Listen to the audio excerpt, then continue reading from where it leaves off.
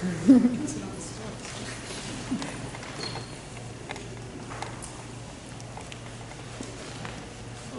yeah, go ahead, you're done. Yeah, so hello, and thank you for being here. I am Yudam. My last name is Nguyen, which I think is very popular in Vietnamese. I went to Costco and they say, last name Nguyen, you cannot find the right photo package that you put in. There's 1,000 of them. So this work is a called type boomerang, and we can go into the meaning of it later. And it's basically, I think it's a story that I need to process for more than 20 years, because there's a history. It's about history between Vietnam and the surrounding nation, and of course the big part of it with China, the big neighbor, and we always have conflict. And so the work is from, it was inspired from the South China Sea. You will see it on the wall and the map. Later when you have a good rest, you can walk around a little bit. And so it's, like the South China Sea. Any of you follow the Spratly Islands conflict? Yes. Okay, yeah.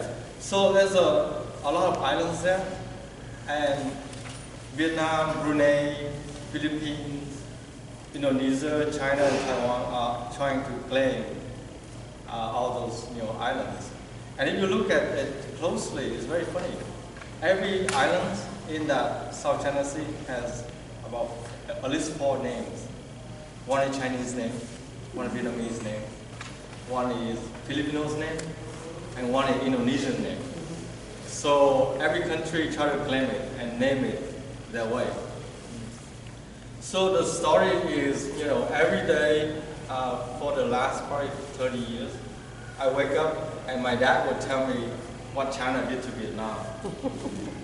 And it's on BBC, it's on CNN, it's on the newspaper. It's like a really long story of the conflict. And I was in school, I'm like, okay, whatever, they're gonna fight. And then I go to school, I came here, I went to UCLA, and I go to New York, and I'm like, okay, those things, I need to study Andy Warhol right now, I don't have time for like South China Sea conflict. But then, after you graduated, and you basically don't want to study so much anymore, like PhD in art. And you go home, and then the story becomes yours to solve. Because I didn't want to do it then, but then at some point it became yours to own. And I'm not an activist, so I'm not going to go to the China embassy and hang out, hold up a banner and say, oh, I don't like this, you have to stop this. And I think as an artist, you have the privilege of kind of walking in a very fragile line in between all the disciplines. And so I know I'm not an activist, and I know I'm an artist. And how to go into this conflict and with all the neighboring countries without becoming an activist, I have no idea. So it took me, I was in Southern California after school, and I worked on it for like 3 years. It always goes into dead end. And at some point I'm just, unconsciously give up. So I gave up, and I go to Vietnam, I got married, and then, I begin to feel like there's a connection to the land more, because I came from there, and slowly I stayed. And then one day, I think it's I made a video work, and then I think after that, there's a moment that I feel like I want to do a work that, I want to do a measuring piece. If you come close here, I'm sorry to disturb you. But you know, the idea, I think, you know, I try to approach the concept to solve that problem, but it never go anywhere until one day I'm thinking about a project I will measure the whole Vietnam, you know, from north to south. So I would go up to the north, you know, and just every day I would just do this, you know, every day, 8 hours a day. And then I think I have another idea. I said I'm gonna cast my hand like this, and then put it on a wheel like this, and then I just roll it. You know, I think it's saving more time. And then after that, you know, when I cast my first hand, and then I broke a fingertip. I remember that cast has this fingertip got broken. And it's like a eureka moment, you know. You made a bad cast, but then it become like an inspiration because I thought like, oh, I can move this fingertip all across the room, you know, into the wall over there. And that means I'm measuring that distance, like symbolically. And at first I thought, oh, I'm gonna, you know, bring that 5 fingertip and drop it, you know, around Vietnam. And so it's like a gesture to measure and protect. And after thinking a bit about it, I thought, oh, if the artists from the Philippines, Indonesia, you know, China, all did that, then if you go to an international art show, which I went often, then it's gonna be like, oh, who loves your country more? You know, I become politician again. I try not to be a politician. So I decided to raise, you know, the level up. So I brought it to 5 different continents. And because it came from the ocean, I want to drop it in 5 different oceans that next to the continent. So it becomes, you know, another story, a bigger, you know, expansion of measuring, and then it becomes conquering. And you can bring it into the history of the world with conquer, with colonialism, and you know, whatever other country like China doing right now, like trying to have influence. And I think they learn a lot from the old masters, which are Americans and British, you know. So it's like a, you know, another story of conquer and expanding their borders. And so that's when the story began. And if you look at this video here, you will see that's my first trip. I think it's on the 29th of October.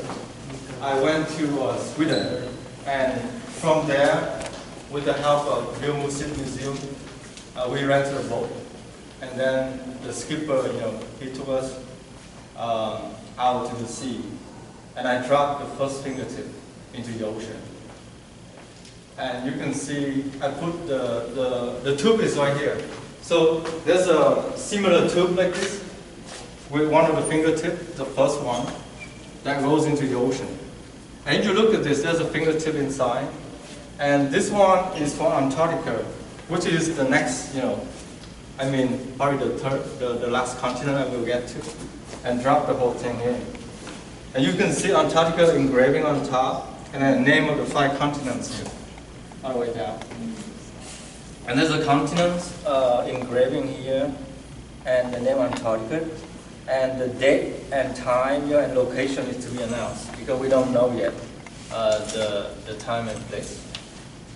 And if you go across the room in the other tube, that's the one that is going to be very exciting because we're going to launch it into the Pacific coast of California in June. July. Oh yeah, July. Thank you. Yeah. After 4th of July, if you come to the museum, we're going to announce the date and time, and you can watch live, you know, on the monitor here in that big room. And this one is the America continent, you know, and you see the name here. So So yeah, it's not going to be here that long. So I just want to pay more attention to that. And the monitor right here is the process. I call it the first step, which is the making of the hands. Because this project called Thai Boomerang is an umbrella, and you have 8 phases that come with it. And the first phase is the real distances of things measured. And I thought that there's no such real measurement.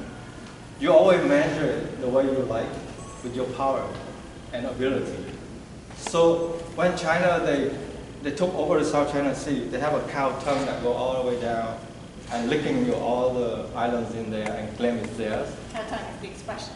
Huh? They call it the cow tongue. They call it the cow tongue. Yeah. It's very famous. You do Google, look up the cow tongue, and you see it. All called a 9 dash line. And it's so that's the process. You cast the hand and make a mold of it, and then cut the 5 fingertips off, and it's become the first phase.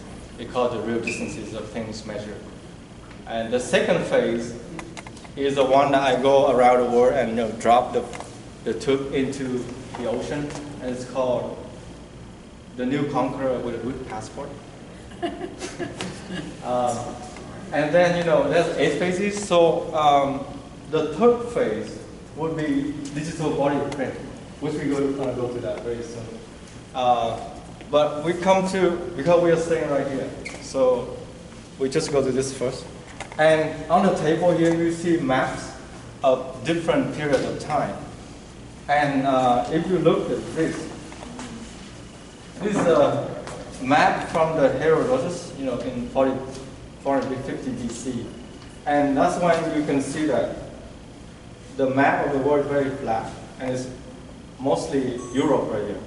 And if you go a little further to the edge, you might fall into the abyss with some monster waiting for you. That's how people think of the world back then. And this one is called Europa. And you see Italy is here. And it's like in the shape of a woman, Africa is the same. And you can see, British, England, France. And then I will point out this thing. I think it's either Africa here and Asia here, very tiny. Because back then, in the 1500s, we don't know much more. And if you look at this map, we made for Shanghai Biennale, which just ended.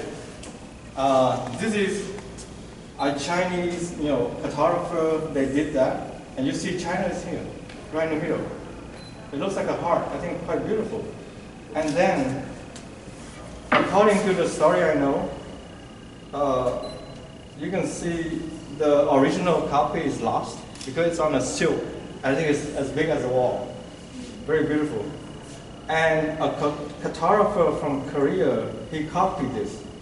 And I think that's why Korea is really big, compared to Japan. I don't think he wants to lose his head.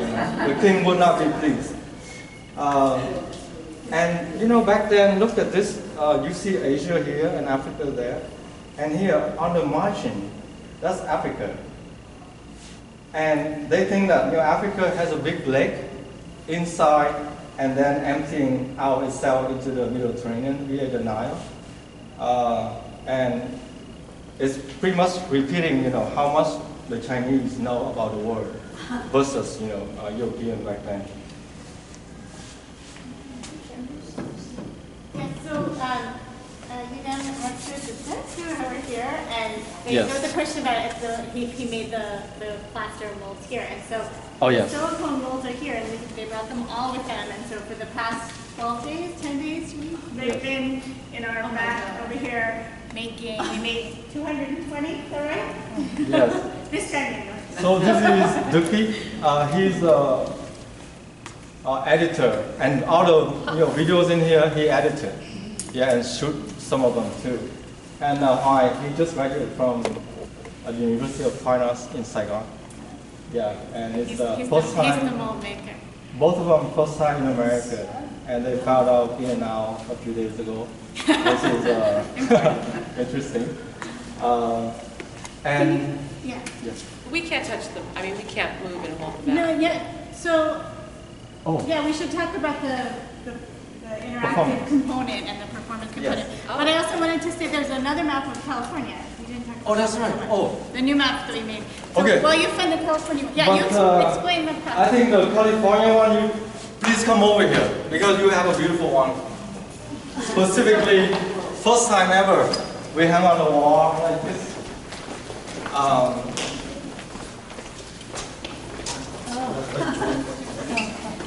Yeah.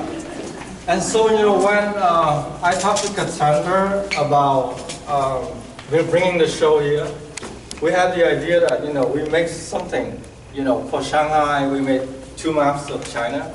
And for this, California one, we want to do something special. And so I do a research, and I realized that in the 1600s, they think California was an island. And for me, it was quite shocking.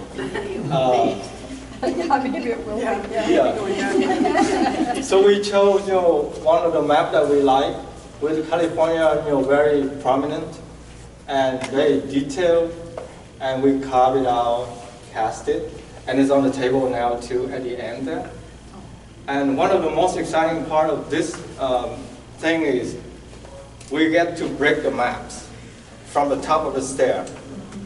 Oh, yeah. Yeah. Not on this tour, but later at the opening and tomorrow. Yeah, so tonight and tomorrow, there's a set number of maps that people will be allowed to break, and then whatever we have left, we have to do the math problem. Figure out how many days that will be open to the public, and then we'll have a set number on each of those days that the visitors will be invited to break. So it's on the wall over there. It says if you're interested in participating and want to break a map, you just let the person at the front desk know, and the security guard will kind of walk them through the process. But there's some little gray footprints upstairs, exactly where we want you to stand to drop the map. And then tell them what don't happened. step in here. No. And I got things. No. So this is just to, make sure that the map doesn't damage the floor. So we got a really thick piece of steel right here. And when you get the cue, we're going to take one of the map here and bring it up to that side. And when you drop it, you're going to make that sound. Yeah, so we have 4 microphones on 4 sides to pick up the sound and reverb it throughout the space. How much, have you given one a shot? So No, we want to do that next. I haven't had a chance to tell you yet. We're going to do a test run. Right now? We're going to do it pretty soon. You know, things in people's lives. Yeah. Also, we have the stanchions here. Obviously, we want to be careful that people aren't standing in the way of the maps. Please don't go in here. So can I ask you a question? Sure. And then, and over time, the plaster will build up.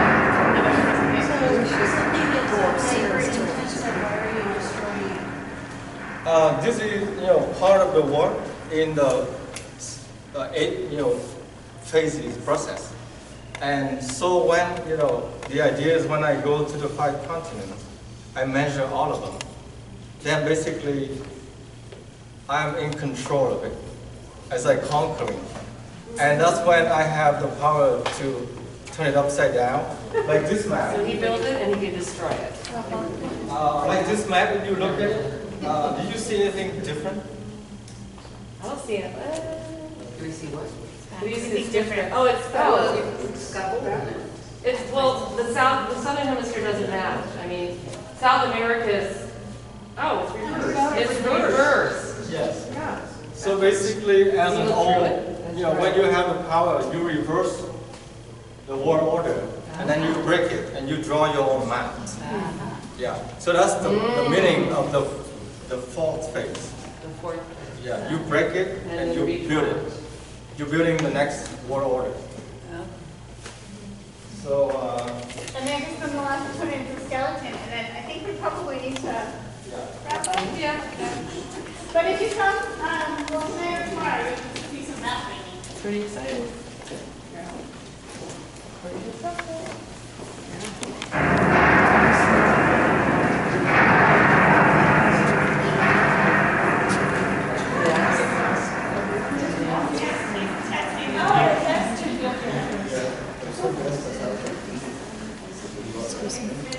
sorry.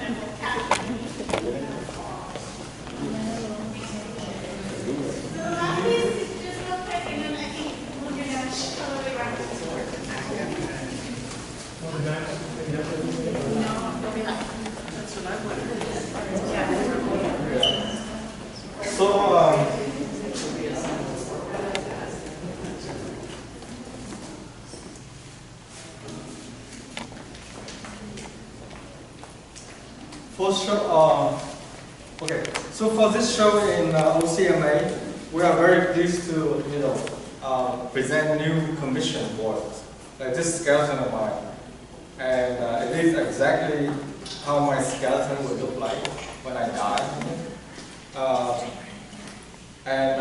This is a 3D print out of plastic. Yeah, and if you look at this skull right here, you see the crown around it. Yeah. And it came from my teeth. You know, I have an old filling that made out of metal. Right. So when the X-ray hits it, it makes the crown. So when doing the 3D print, we kept it. I put my whole body through a CT CAT scan machine, and then I got extracting only the bone part. So my technician got the bone part out, and we export it into a 3D printing program, and we print it out. I know. And that's like a part of the work of phase number 3. It's called digital body print. Because when you surf the internet, you leave a digital fingerprint. Yes. And here my body, my bones. So I'm printing it out, so it's digitally done. And you see, I have the abbreviation, initial of my name on it, to make sure nobody gonna mistaken whose bone is that.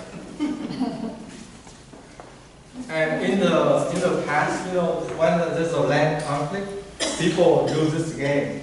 They will bury their ancestors' bone into other people's land and come back and say, hey, I think you're living on my land. I'm so sorry. But look at the bones, We used to live here for a long time. Oh my gosh.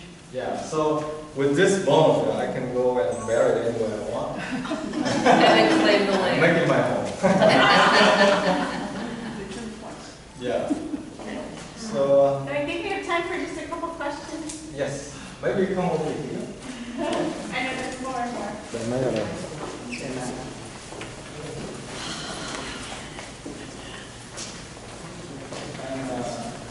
So I think we cannot miss this box. Right here in the middle. And it's my hand, with no fingertips. They all cut and displaying those tubes around the gallery. And you can see in every level here, you have a different kind of map of the world. The last one here is 356 million years in the past, where all the continents go like in one group, and then where the hand touching the plastic here is the present, where you have the map, the world map right there. And right here is the future, 150 million years and 250 million years in the future, where all the lands are moving. Yeah. So, and around the box is the map of the world, engraving. Yes. So you got that video. And this video and some of those maps that cast out the tin, it shows the knowledge of human progress through time, expanding slowly with the amount of effort that we put in. And then the title, Time Boomerang, kind of draws all of those together. Yes. So because it's a good point. Thai boomerang, why I call it Thai boomerang? Because the work progressed through many years, and I have different names for different phase. But then one day I thought that the whole work is like a survey of the past and the present, and it's like you are throwing your boomerang of time with all the collection of whatever you do into the space. and you don't know what's gonna come back from it. You know, it depends on how you throw it, what happened along the way. Is it gonna hit an animal? You know, and that you don't know. So it's pretty much up to us. Thank you.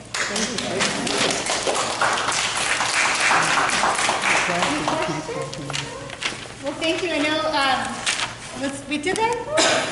Almost 2 hours. Pretty good. Yeah.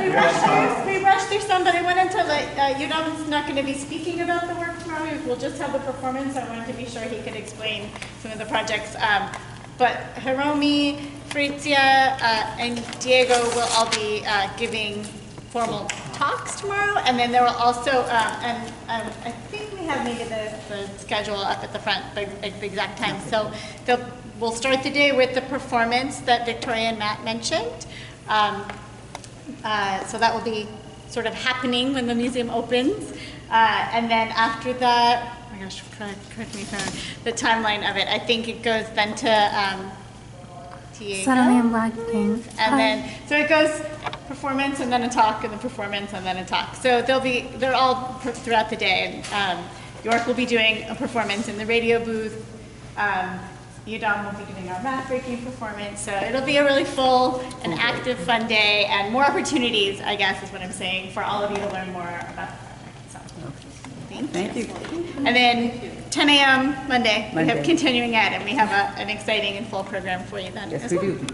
do. So, well, thanks so much. Thank you.